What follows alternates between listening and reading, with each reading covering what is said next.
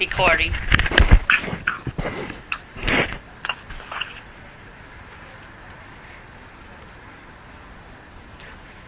Okay, so since we're recording it, tonight we're going to switch things up a little bit. Jane Gonzalez is going to be the host, and I am going to be the visitor, telling my story, Maria Guerra. And, Jane, you want to start us off in prayer? Pardon me? Prayer? Yes, of course I want to start with prayer. Okay. Oh. I keep thinking you're going to do it. You're the host. Okay. Father in heaven, we just love you so much. And Lord, we come before you now. Father, we are winging it tonight, and we pray that, God, that you would be ourselves, that you would just empower us and inspire us and give us everything we need to do this show and to do it well. I pray that it would bring honor and glory to you. In Jesus' name, amen. Amen. So, Miss Guerra, tell me a little about yourself. Okay. Tell me how and when you got RSD. Okay. I contracted CRPS 10/11/11, and I was working. I just got done finishing school for law enforcement. I spent 7 years in school for studying and so forth for this. I was just got done finishing my internship at Washtenaw County, and I was taking classes for mediator for the courts. On top of it, I was doing working as a community instructor, and I also was a manager for a 9-unit complex. And I just moved back to Michigan, or to Dundee, Michigan, because my boyfriend and I broke up, and so I came and stayed with a friend until I had enough money to get my own place and that, and we were reconstructing one of the apartments for me, and in the process of that, one day a semi came by and at night and took out, lost a tire and took out all the mailboxes and stuff, and so everybody's mail was outside. And when I just got off a 12-hour shift, and I came home, and I had to pass out letters and that to the tenants to tell them to pick up their their mail at the post office. And so I came out of his apartment and started walking down the stairs, and I hit a divot in the concrete, and my ankle twisted. And of course I was in really good shape. I was in martial arts for a few years, well, probably more than a few years, but and I twisted my left ankle, and I tore a ligament completely off the ankle. And as I was laying outside, I mean, the pain was so excruciating, I couldn't believe it, and I couldn't get up, and I was screaming in pain for somebody to come help me. And one of the neighbors yelled out the window to tell me to be quiet. If I wanted to party, go party somewhere else. Which I wasn't a partier, but you know, at midnight screaming outside his window, I wanted to choke him. And so my friend Neil, he came running outside, and he see me laying there, and I told him I needed help. I couldn't get up, couldn't walk, and so he went to try to help me, and I still couldn't walk, so I crawled into his apartment, dragging myself, and I got to his recliner, got up in it, and he wanted to take me to emergency, but I said, no, I'm fine. And 24 hours later, I told him, I said, I need to go to emergency room. Well, we went to the emergency room, and they said, okay, we think you just sprained it, and we're going to wrap it up and give you crutches and go see your PCP. Well, of course, I didn't have any medical, and I didn't have anything to pay for any medicine or anything like that. And I went to see the PCP, and at first he's like, okay, you should be better within a few days, so forth, but it didn't get better. A month later, I went back. I said, look, it's purple. It's all swollen. I mean, it's bigger than a football. And I can't take a shower by myself. I can't get up, do things. We had to put a shower chair or a chair inside the shower. It wasn't even a shower chair, just a wooden chair. And I would go in there and take a shower that way, sitting down. And I would need help to get out because it had a tub and so forth. It wasn't, it's not made for people that are handicapped. And so a month later I went back and they did an MRI and they said, okay, you tore the ligament off and that. And so I went back to the doctors and I showed him my leg and stuff, the PCP, and he said, you have RSD. And I said, what are you talking about? What is that? You mean, what, I can't walk for the rest of my life? What's going on here? He shrugged his shoulders at me and he just walked out of the room, so at the same time saying, I have to send you somewhere else. So when I went to stand up and that, I collapsed into his wall and that. I was very upset. I mean, I just spent, like I said, 7 years studying for my law enforcement and stuff like that. This was my dream, and I used to be police cadets on the naval base, and spent 4 years doing that. And I mean, this was my dream, everything to me. And I came back and I was like, how am I supposed to ask someone else that is just my friend, and I have nowhere to live at this point, and I'm not able to go to work. I tried to go to work, back to work, and I wasn't able to do it. And how was I supposed to ask someone else to give up their life to take care of me? I mean, he was already helping me so much, and I had nowhere to go. I mean, what was I going to do? And so I really fell into depression and really thought about, well, you know, if I take my life in that, you know, it'll be so much easier on everybody, because I can't work, I can't nothing. What am I going to do? And especially asking somebody else to give up their life to help me like this. Taking away the independence in that was a huge thing for me. So I started researching online in that, and I found a place that was called RSDSA. And at that time, the organization was very, very small. And I talked to Jim Broach, and he helped me through it, helped me find a doctor close near to help me get medicine and stuff, and they helped pay for it to help get me going, get me started, so I had some type of pain relief. Well, you know, it wasn't narcotics or anything. It was nortriptyline and I believe it was gabapentin they gave me, or amitriptyline, because I wound up being allergic to amitriptyline, and we went to nortriptyline. But at that time, and so they sent me to a big university, and the big university started giving me blocks and that, which started to help. But later on, I took another fall. About a month later after that, I took another fall because there was water in the kitchen, and I bounced off a couple cabinets. And I tried to stop my fall with my right arm and wound up injuring the right arm.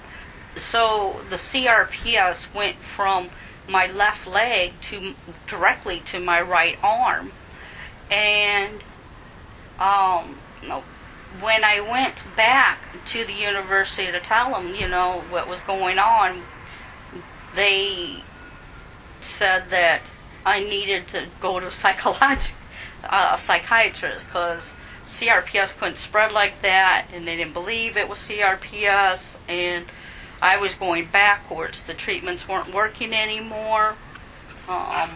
They were going to put some kind of device inside my leg and that, but they had problems trying to get getting it covered, and then I had to have a home nurse come out and that, but everything fell through.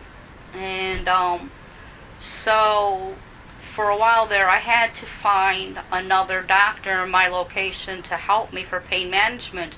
And in the process of doing it, I finally found one. It took a while. It took like, I don't know, 6-8 months to find another doctor to help me, because the university just did not believe that CRPS spread. They know a little bit about it, but not as far as saying it spreads. They don't believe that. So I found a PM doctor, and he started me on ketamine right away. And that really helped me a lot. I was starting to be able to function as a normal person somewhat. And in the process, one of the things that I learned in the process, even though I called the university and said, look, I have switched doctors, I'm no longer under you, and I called the pharmacy and I said, don't refill any medications, because I had a drug contract and I didn't want to break that drug contract. So I called the pharmacy and told them, look, do not fill any more medications underneath this doctor, only fill them underneath my new PM. So when I did that, at that time I was in so much distress. I mean, I wasn't getting pain management or anything, and things were really complicated for me. So when I did that, without realizing it, the university kept saying, you broke the contract. And I said, no, I didn't break the contract. I'd let you guys know I didn't have a PM doctor. I didn't have you guys anymore. I have a new PM doctor and so forth. So I couldn't figure out how the contract was broken. And I don't know what made me think about it, but I looked on the bottle of my pain medication and I seen that it was filled underneath the university. So I called the pharmacy and I said, look, you guys feel, because my caregiver now, and Neil at that time was still taking care of me, and he would just pick up my medicine. So when I called the pharmacy and told them, look, you guys have made a big mistake. Please call the university and let them know that this was not my fault. I've been penalized, and they're saying now that I cannot go to this portion of the university anymore at all for anything. And that was the penalty for breaking the drug contract. And so when I talked to the pharmacy, I finally talked to the pharmacist, and the pharmacist said, well, that's not really our fault. You should have talked to the pharmacist, not somebody that works here. Well, you know what, I'm sorry. I didn't know that. I thought I was doing the right thing, and this is all new to me, and I figured, I've contacted this portion, and they should have been responsible, but it didn't happen that way. I got the fall of it.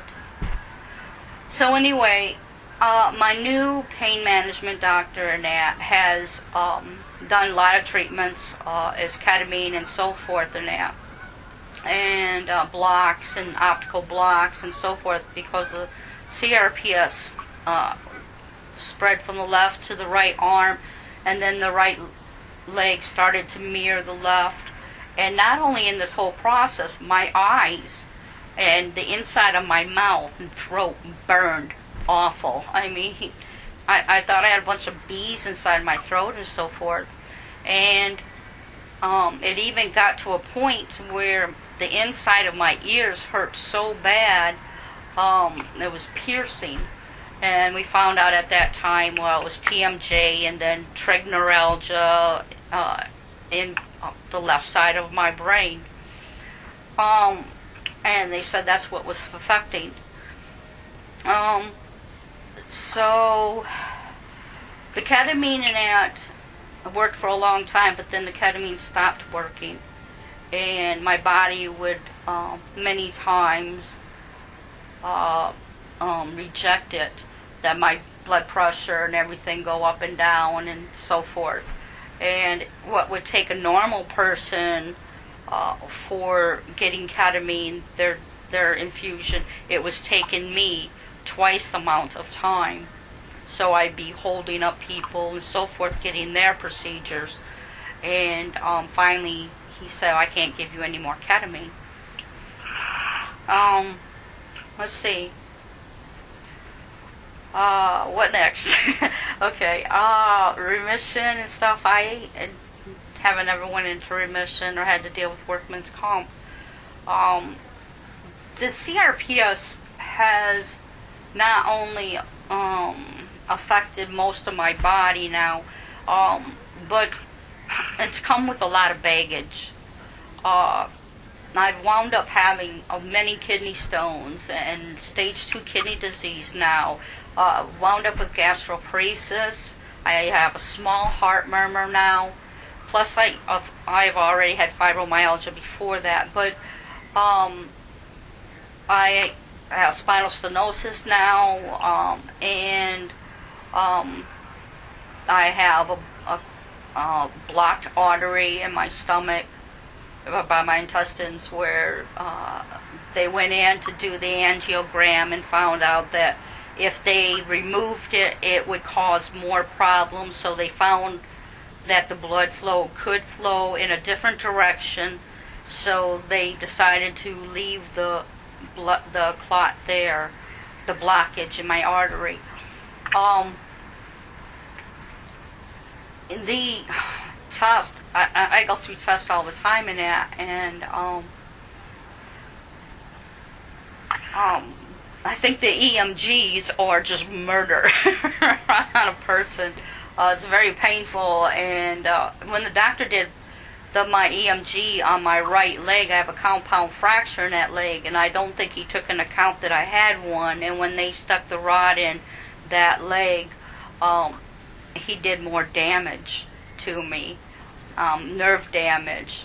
After that, I started having the pricking and everything else in the bottom of the foot and everything else, and the electrical shocks and so forth. And then that leg seems to have progressed faster than the left one. And of course, I have all the rest of the things, where I have nail changes and losing hair and skin and so forth. And I wound up having a couple different rashes. One rash stays all the time, and it's prickly and it itches and stuff, and most of the time it's there. And the other rash is on my upper body, and when you touch me, it activates the rash. Water or anything, it hurts me, and that also activates the rash. So they were thinking that I might have mast cell activation disorder, but I can't get my diagnosis for it.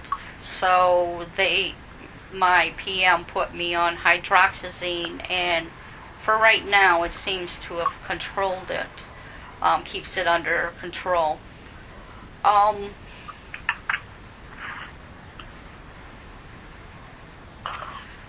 What have I learned that helps me cope with the illness? When having CRPS, I didn't, I wasn't following God or anything before my illness. I did a long, long time ago, but CRPS has brought me back to my God, and it helps me cope. God helps me cope with my illness. And not only him, I'm very fortunate, because without having this illness and other problems that I have, I wouldn't have met as many people as I know, or that are so compassionate and understanding, that have this illness, and that they help me get through, because so many other people don't understand the illness. And even though I do have support through Neil, He tries to understand the illness, but you can see in his eyes that he don't, or his actions, and he really tries. But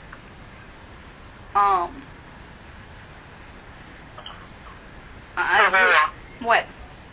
What techniques do you use when your pain is at its worst? You know, I use a lot of techniques. When my pain gets really bad, one of the first things I do is pray. Prayer really helps. And I call a friend. I call a friend. I post a lot online.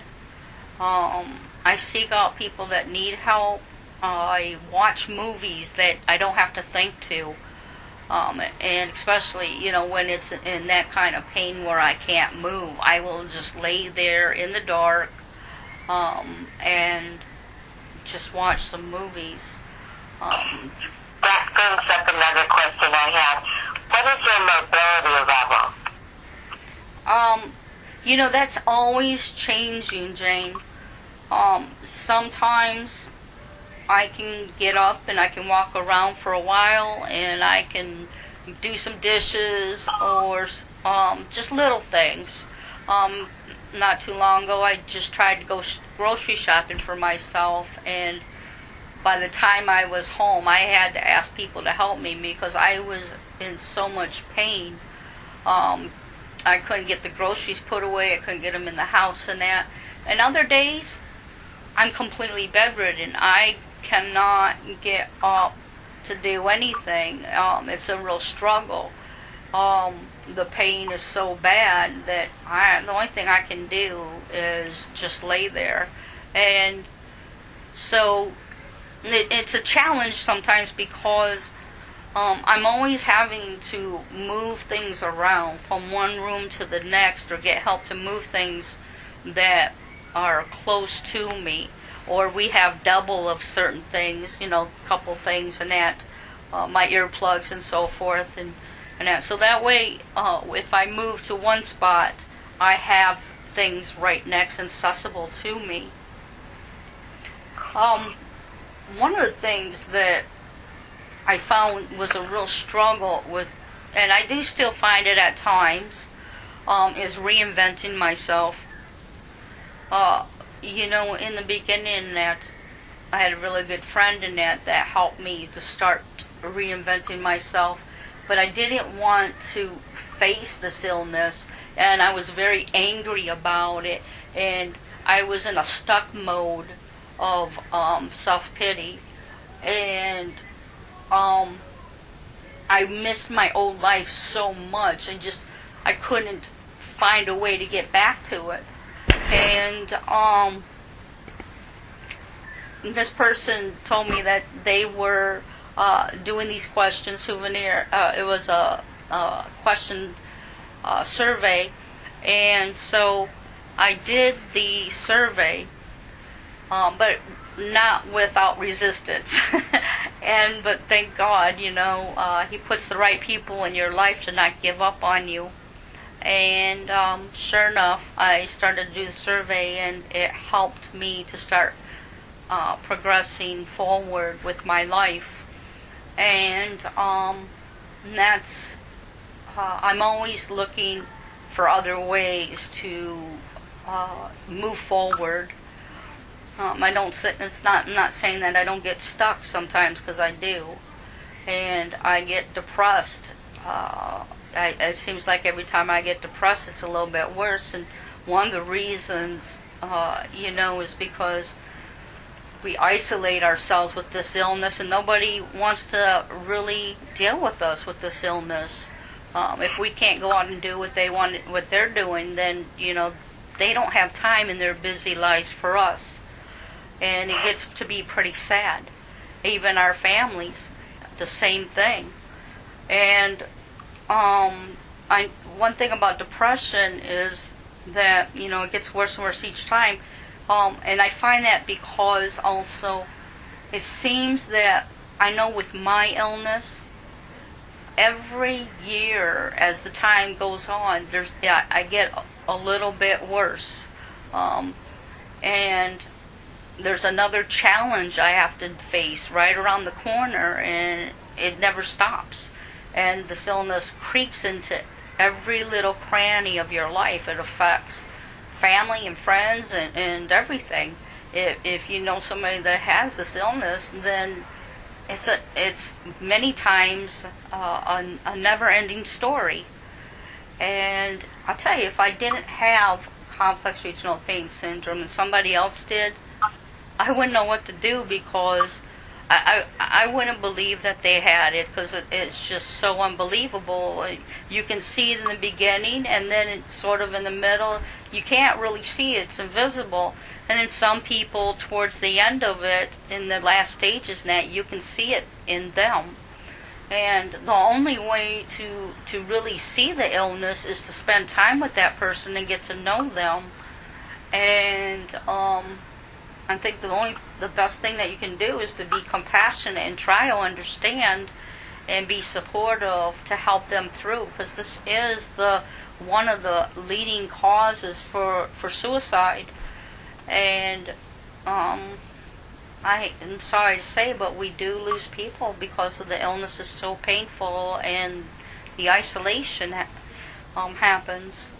Do you have a good support system? I have a semi support system. I think, like I said, my caregiver Neil tries to understand the illness, but even for him it's a challenge, and he's not with me 24/7. I mean, he has to go home at some point too, and he gets off work, he comes to see me and that. My kids call periodically. My one son calls more than the rest, and then I have my friends online. So one of the things that I've also learned is that I have to stay connected, and my friends online are more of my family with this illness than my own family. So I'm always struggling. I know that you do a lot for the cause. Can you tell us some of the projects that you're working on? Well, there is one that's really big, but I really don't want to say what that is at this moment. And then I, of course, have the prayer group, and I help with other groups and stuff, and we just started a suicide group. I do the inspirational stories for CRPS.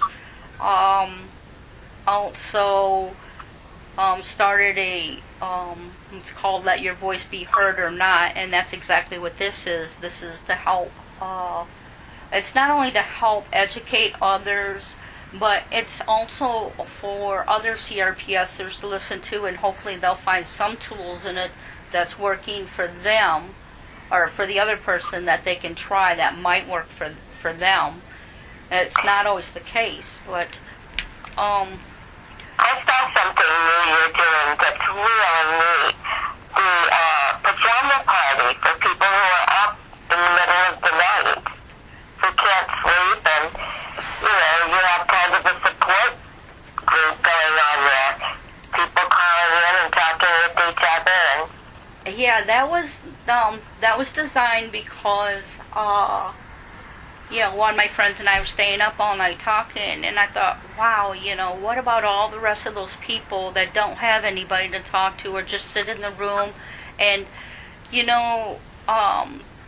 maybe I could help somebody, for that night, maybe not be alone, or have those kinds of thoughts. And then the other thing was that we miss our old lives, and us women, we like having girlfriends over and having PJ parties and things like that, and I thought, well, what a good way that we could all gather together as friends and talk and learn from each other and whatever, or we could sit and just be silent and not be judged in that, but we just hang out just like regular girlfriends do, because sometimes you're wanting to do your own thing, but just knowing that somebody else is in the room with you is good.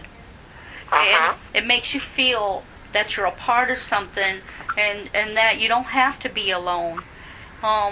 And so I also, I just got done doing one call, and now this coming Thursday night we're gonna try a Skype for those that can't call in to the number. They'll be able to use Skype to join us, and I thought, wow, that's great, because even people from other countries can join us on the Skype, as they can't really do the conference call. And because it costs so much. But I'm praying that this will help a lot of us, and that. And my big thing is, I just don't want anybody to be alone, and that's my big thing. I don't want them to feel that they're all alone, and I don't want anybody taking their life because they don't have somebody to support them, because so many CRPSers also are in horrible conditions and don't really have a place to go. But go ahead. I was going to say, I totally understand that, because that's what motivates me, having gone so long without a diagnosis, that, I was alone, and I don't want anyone else to go through that. Exactly. So I understand what you're saying there. Yeah, exactly. Tell me, we all know the negatives about the disease, but has anything good come from this? I know you said it's like closer to God. Yeah, that's probably, well, that's probably one of the biggest things, is that my faith has grown stronger with God. And I just couldn't do anything without Him. And so many times when I feel alone, my praying to God and talking with Him just helps me so much. And the other big thing is just learning to be compassionate for others, to open up my heart and my eyes to the things that are around me, and to appreciate the little things that I do have. When I'm in a lot of pain and stuff and that, and there's those days, I'm not going to lie, I have those thoughts. And I have to say to myself, look, there are people out there that have it worse than you, Maria. Now, you need to change your attitude. And I start listing all the things that I'm blessed with. And before I'm done with that list, I'm actually starting to feel better, and realize that I am blessed. And what about, the things that we used to do that we can't do any longer? What new things have you learned to replace that? Like new hobbies or whatever? Well, the new hobbies and things and that, like I said, it's just me being able to be online and help other people through their illnesses. And, one of my friends, you do card making, so I'm considering doing that. But I'm not a really crafty person as far as doing a lot with my hands and things. I guess I used to do that, but I don't really do it much anymore. But it's online. My big thing is talking with people and helping them. And one of the things about the illness and that also is, a lot of people, they get upset and then they're like, okay, we're not friends anymore. Well, they have to realize that we all have bad days and we all go through things and we're all struggling. And just because somebody's had a bad day or done something wrong, you can't just walk away. I mean, friendships aren't built on that. None of us are perfect. And we have to learn that we all handle our pain in different ways, and learn to be even more compassionate for each other. You know, some of the techniques that also work for me in my pain and that, you know, like I said, is talking with a friend. And, you know, I have a little bear that I use for the back of my neck and that helps. Sometimes I put in a little microwave that's like a rice bag, and that helps sometimes. My sunglasses help me sometimes because my eyes burn. Taking information with me to a doctor and that. I had a surgery for my angiogram. They knew nothing about CRPS, and I took some information into the anesthesiologist, and they passed it all through them, through the team. And they were really good about it because even air and wind hurts me. When you walk by me and stuff, that kind of air, it just hurts me, and people don't think about things like this. I'm very hypersensitive, and they even let me listen to my Christian music while I was having surgery, and because during an angiogram you have to stay awake. They keep you awake for it, and towards the end, I was in severe pain, and that's when they gave me the medication finally, because I got to the point where I was screaming. I could feel everything they were doing inside, but I think it was they were trying to clamp me or something, clamp my artery or something closed. I don't know, or they were doing something, but it became excruciating pain. And so they gave me some meds, and I remember waking up, and I was allergic to the medication. And you're supposed to lay very still after the procedure for, I can't remember how long they had me lay still, for a couple days on my black back. But I started itching really bad, and they're yelling at me to stay still, and I remember them shooting me with some Benadryl and that, and they must have gave me something else because I fell back out.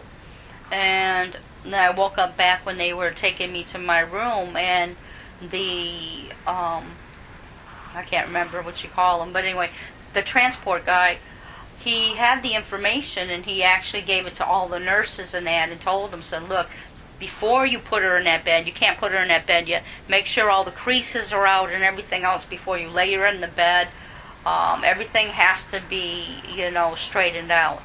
And be very gentle with her because she's very hypersensitive.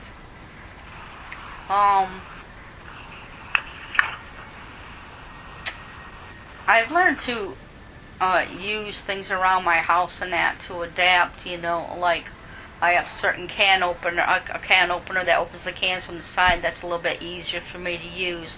I have problems opening bottles and things, so I have to use a, I don't know what you call them, it's like a little rubbery thing that you put on top of a can or a bottle or whatever else to open up. If I can't open it, then I don't get it. But my house is so small that my apartment is that it's set up really easy for me to hold on to the walls and things to be able to get around if need be. Do you have a special diet that you use for CRPS? You know, it's mentioning diet. I just fell off my diet, but I usually eat a lot of smoothies and things like that, kale, things like that. I don't eat a whole lot of meat and that.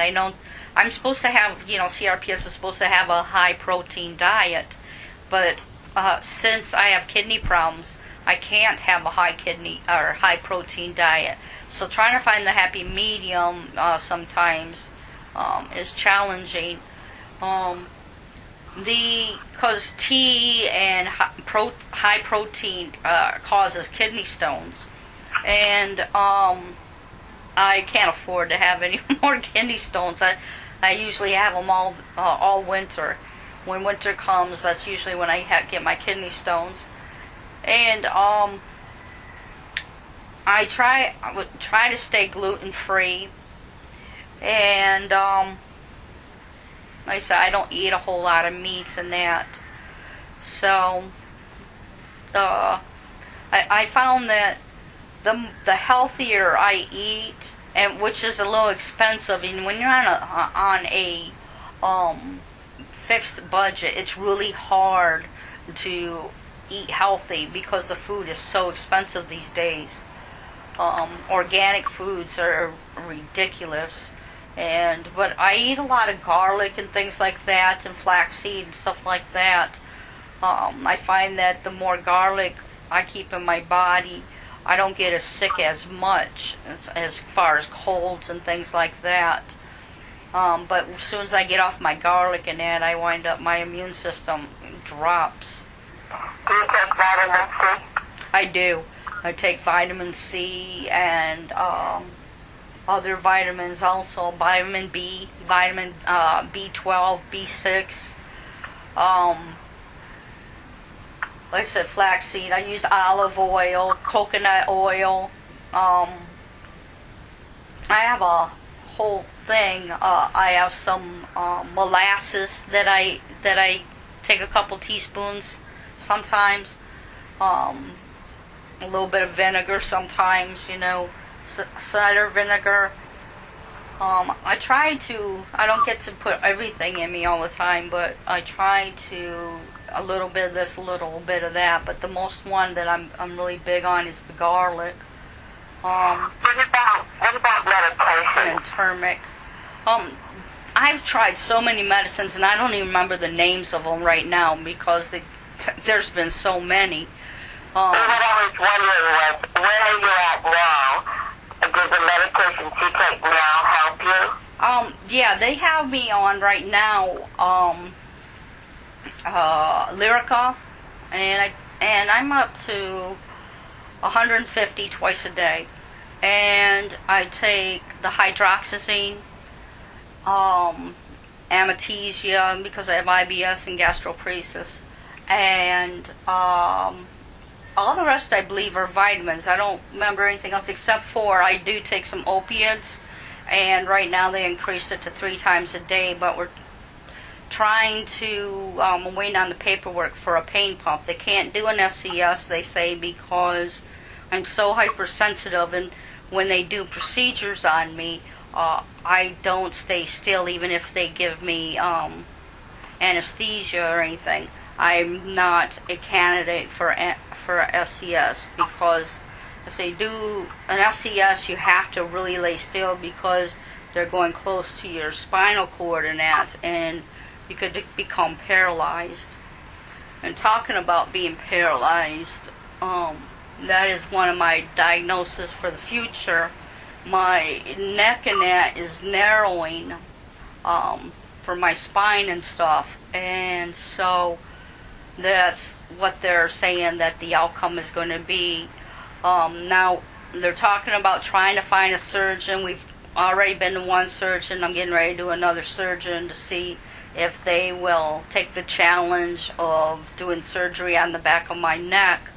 But they say that there's a really good chance, even doing the surgery, that I could come out of the surgery paralyzed.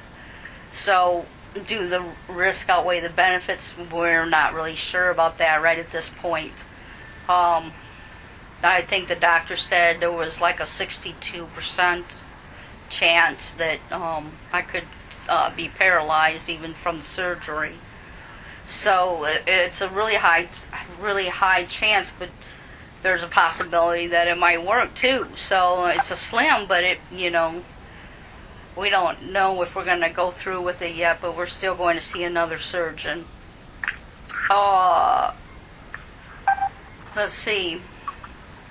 I think that, the kind of advice I'd give to somebody that's new to CRPS, I know everybody, I'm not going to say don't give up, I guess, because everybody says that, and it's true. It's very, very true. But I think some of the best things are to make sure that you stay connected, to get that support. You're not going to get along with everybody. Everybody deals with their pain differently. So you have to find that person or people that are really going to care about you under I want to say, the word I'm looking for is unconditional, and really understand the illness and something that where you both can work things out, and if the pain becomes too great and maybe have a code word or something that you gotta go or something, I don't know.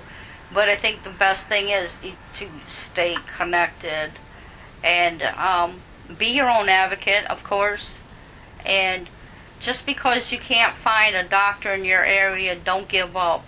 When I went to find the doctor that I have now, you have to talk to people. And that's how I found this doctor. You have to talk to everybody, not just people online, to people, your neighbors and whoever, because they might have the answer. And, that's what happened to me. My neighbor knew a doctor in this area, and he wasn't advertised or anything else, but he was in a hole in the wall. But he was still connected with, he's not connected with the hospital, but he's at the hospital. He's at his own practice. And that's how I found a really good PM, pain management doctor. And so you can't give up searching. Sometimes we have to go a long distance to find our doctors too, and I know I have problems with vibrations in the vehicle, and that winter's coming in that too, and so I use foam in my vehicle and that at times when my illness gets worse, and to help pad me a little bit in my vehicle from the vibrations. That's a great idea. Yeah, it doesn't always help, but it can be a little challenging. But finding that much foam, you put it under your feet, put it next to your arm by the car door. You're the passenger, and just trying to impact it. I would suggest buying some memory foam. Is it hard for you to drive? Sometimes it is. Many times, I should say. When it's more like summer and that, and the temperature really rises up to the 90s, most of the time I do much better and I can drive, but not long distances. But when the temperature starts dropping and everything else, it's almost impossible for me to drive, because I could be driving along and then all of a sudden I'm starting to be in pain in one of my legs and that, and the pain gets so intense that it takes away from my concentration from the road. And so I don't really do a whole lot of driving when it starts getting cold and things like that, or if it's raining, because I feel the electrical impulses. If it's a storm, I feel that in my body and it hurts me. Do you live in a cold climate? I do. Most of the time it's cold. Michigan's very, very cold most of the time, and dark and gray. Matter of fact, Michigan is known to be one of the top states for depression because it's always gray here. Well, I didn't know that. Yeah. Yeah. Do you suffer from depression much or just rare occasions? Well, it's you can't pinpoint it, but I can say that as soon as the fall starts setting in, I can start telling that depression starts to set in, because the sun's not out, I'm not getting out much, people don't come see me as often, I'm more isolated. The colder it gets, the more I am in my own element. And I don't really try to go outside at all. There was a church, there's a church that I used to be affiliated with, and I couldn't get there all the time, and so that was my outlet to help try to lift my depression and stuff. But when I can't even get to the church, then that even makes me more depressed, because I'm not getting out. So one of the things, like I said before, to fight my depression and that is I try to stay connected with people and try to stay involved in projects, and just try to be a good advocate. Try to help people through their pain, and that's what helps me. So you've had this 4 years now, right? Yes, I just turned 4 years. The 10/11/11 or 10/11/15. Yeah. And the pain pump, is that looking like the sure thing that you're gonna do? Yeah, I really had to do some thinking about it, but yeah, I believe I'm gonna be going for it. We're just waiting on paperwork, which it should have been in already, but it's not. So we're waiting for the paperwork to come back from the psychiatrist, because I know he passed me. He even told me as I was leaving, well, good luck with the pain pump and so forth. So I know that I've been approved. I'm just waiting for all the paperwork to come together. What things do you see that you think need changing? Wow. Like within the medical community, the government, with disability, with caregivers, with Yeah, that's a good question. what's what I'm looking for? Help. Well, Aid. one of the things that needs to be changed is insurance companies. Insurance companies are taking away the treatments that do work for us, or not making them available, such as ketamine and things like that. And but they'd rather pay for us to have get opiates and sit around in the house and that and so forth, when we might be able to get out there and be more active in the community. And they don't approve a lot of the treatments or the testing, and it stops us from getting our diagnosis. It stops us from getting the proper treatment. And then the medical community. It's not just the medical community. It's all clinicians. They need to learn more about complex regional pain syndrome. I hear all the time some of them say, well, I know about CRPS, but when it comes down to it and you're dealing with them, they really don't. They try to put us all in the same category, and we're not in the same category. What affects one may not affect another, and one may be more hypersensitive than the next. We're not in a box, and we're not a textbook. Just because it's whatever it says in the textbook doesn't mean that that's the way it is for us. Each one of us are an individual complex case. And again, just because, and one of the things also is when they give us these exams for testing for rehabilitation or for disability or whatever, and say, okay, you can only do squeeze the button like for one, or something like that, or okay, you can only walk this far, or you can walk this far. Just because I can do it today doesn't mean I can do it tomorrow, or just because I can do it now doesn't mean I can do it 5 minutes from now. Again, the disease is very complex, and it's always changing, and trying to learn our triggers is fine, and it helps us somewhat when we learn our triggers, but we're not going to catch all of our triggers. We could walk into a doctor's office and somebody else has all this perfume on or hairspray or something, and they don't even realize that they're affecting us.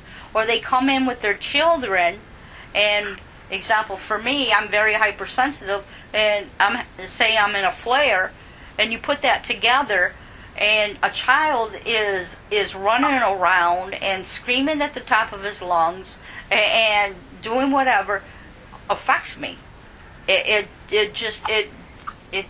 makes me mad. And I don't mean mad as getting mad.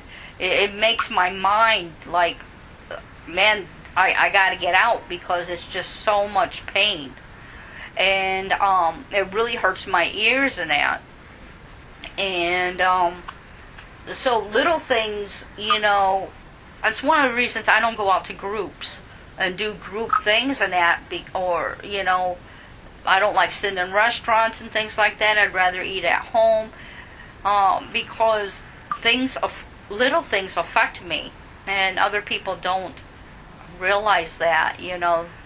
They live their normal lives and they don't realize that they're affecting me. Or, we get to the doctor's office and they're all running around with their heads cut off, and they zoom around you really fast, and the wind from them zooming affects me. You put me in a wheelchair and you fly me down the hall, that affects me. You tell me to go into a room and change, and you have an air vent right above me, that affects me. And sometimes some of these things that could even cause me to go into like a semi-seizure, just because of the pain. And I usually get them like in the winter time and that, when it gets real cold and that. I can hear you, but I can't respond to you. And my hands might jerk a little bit, or a little embarrassing, but I might have a little bit of saliva, in the corner of my mouth, and I need to be in a quiet place and kept warm to come down from the semi-seizure. And people are always like Maria, when you go into one, and it's like, just, I can't do anything. I can't say anything to you. And don't call, I'm not one for emergency room, so don't call EMS on me either. I just need time away to regroup. I need downtime. And sometimes I can get out of it real fast. And other times it takes me a few hours or maybe the next day to be able to really function. Well, I think we got it. Go ahead, I'm sorry. No, go ahead. Because I know you, I know that you have, what do you call it, atrophy. Yeah. Tell me about that. Well, one of the x-rays they just did, they found out, I didn't even know, that I have atrophy in the back of my neck also, with, so many other things wrong, spurs and disc and so forth.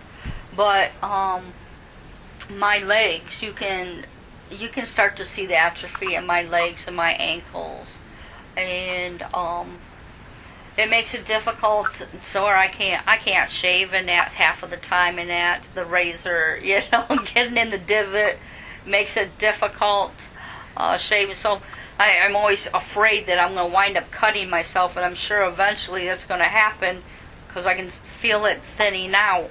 But in my ankles, you can probably put a quarter in the corner, in the bottom of my ankles, where the ankle bone is, and then right behind it is all caved in. And yeah, it's. Your ankle, does it affect your movement? I don't think it really affects my movement at this point, but the problem with it is that it's already on the, I don't know, well, they're both bad, but I can't really say that it affects my movement because the one foot already has 1 foot and leg, 5% disability. And then the other one, the original injury for the CRPS, all the ligaments were tore off, and I don't think it ever really healed. So my ankle, my foot doesn't always go up, and it's at times it wants to turn out. And I always am trying to work on, when I go get x-rays and they're saying, keep your feet straight. Well, I'm sorry, I can't do it. and then they want to put a rubber band on, and I'm like, okay, I have to take my shoes off in order, because the heel of my shoe bothers my foot sitting like that. And so they're like, no, you don't have to take off your shoes. I'm like, I have to. And so I'm able to tolerate for a little bit of rubber band across my feet, but not for long. I can't lay flat for long because I start to move. So they get a little irritated with me. But, you know, on my bed and that, I have a big pillow that I just put underneath my legs, and that way my feet can hang over and that, and I doesn't have to touch any blankets or anything. Or sometimes, you know, I can deal with the blanket touching me, but only in certain places, and I just lay still. That way, because if I move sometimes with the blanket on me, it'll bother me too. It'll burn and burn my legs and stuff and that. So I just lay really still with my blanket on me. Have you found any particular products that help you in your, life with chronic pain and chronic illness and limitations? Are there any products you can recommend to people that would make their life easier? Well, right at this moment I can't really think of anything, but I tried all kinds of creams from the doctor and that they wanted me to use, and that didn't work. And one of the things that does help me, I've gained some weight with this Lyrica. I've gained at least 30 pounds from the meds.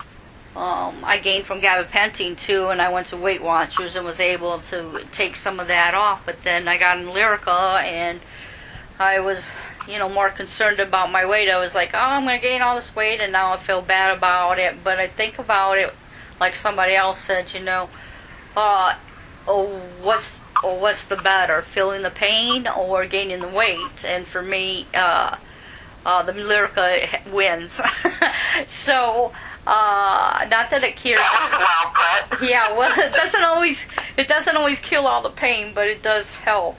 But one of the things, some medicated powder has helped me, because all my skin likes to stick together, and so when my skin starts sticking together, I use that Medicaid powder that works really well. And it doesn't really have a bad smell to it either. So and it's really soft, so it's not overpowering.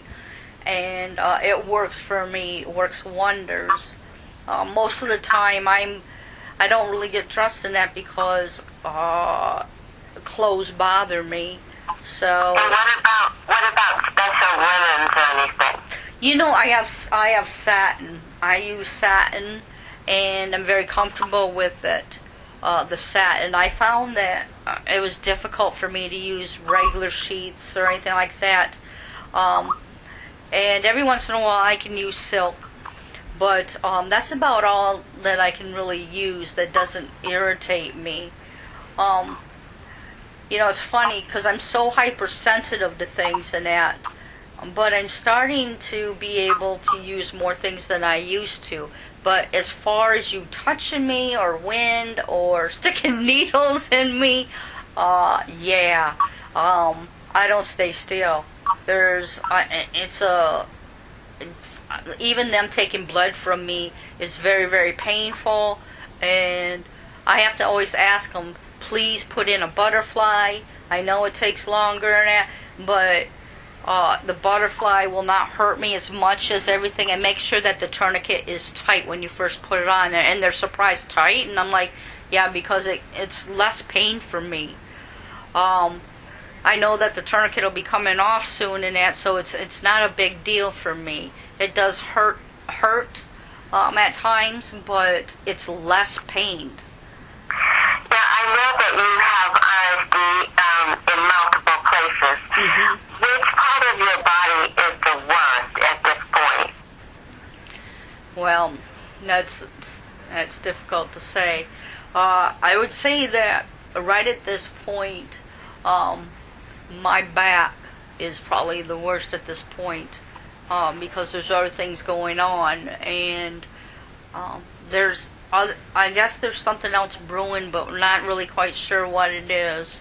And I really believe that RSD is setting in my neck and that also, because it's just the burning on my arm. But EMGs are not showing up the RSD on my upper extremities, and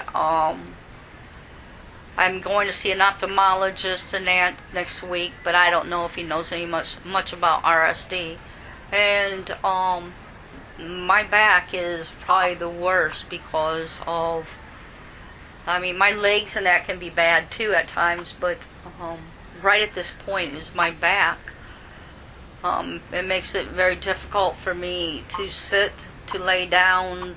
Well, lay down is the most comfortable, but sitting, I can't carry things, over 5 pounds. 5 pounds is a challenge for me. Standing up to do things for a long period of time is difficult because my back is just really messed up. And so